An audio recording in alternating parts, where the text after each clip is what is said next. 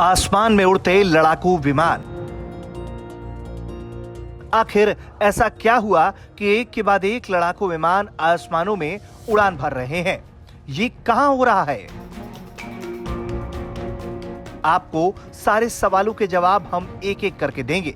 सबसे पहले आपको बता दें कि ये लड़ाकू विमान और ट्रांसपोर्टर विमान यूपी के आसमान में मंडरा रहे हैं और ये नजारा है यूपी के पूर्वांचल एक्सप्रेसवे का।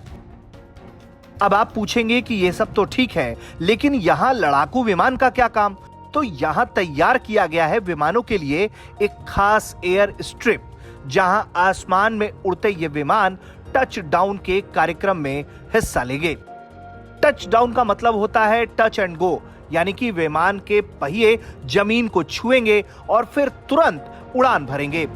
एक्सप्रेसवे पर सुल्तानपुर में कुरभेर गांव के नजदीक 3.2 किलोमीटर लंबा ये एयर स्ट्रिप बनाया गया है और इसी क्रम में लड़ाकू विमानों का रिहर्सल जारी है।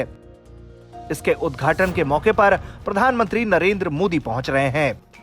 340 किलोमीटर से अधिक लंबा ये एक्सप्रेसवे पूर्वी और पश्चिमी उत्तर प्रदेश को जोड़ेगा।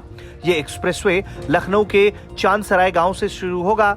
ये एक्सप्रेसवे लखनऊ, बाराबंकी, अमेठी, अयोध्या, सुल्तानपुर, अंबेडकर नगर, आजमगढ़, मऊ और गाजीपुर से होकर निकलेगा।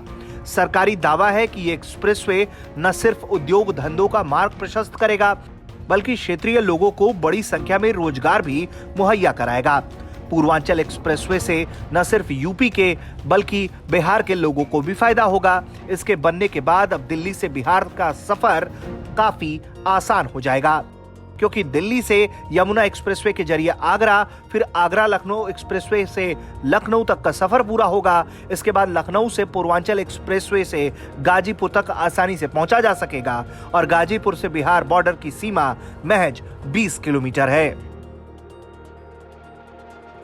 वहीं इस एयर स्ट्रिप को लेकर भी खासा उत्साह है और इस तरह के एयर स्ट्रिप लगातार देश में तैयार भी किए जा रहे हैं। इसके पहले पाकिस्तान के साथ लगी अंतर्राष्ट्रीय सीमा से 40 किलोमीटर की दूरी पर ही बाड़मेर के पास राजस्थान में राष्ट्रीय राजमार्ग पर लैंडिंग स्ट्रिप पर भारत के ट्रांसपोर्टर विमानों के अलावा लड़ाकू विमानों ने लैंडिंग और टच डाउन किया था। ब्यूरो रिपोर्ट, भारत तक।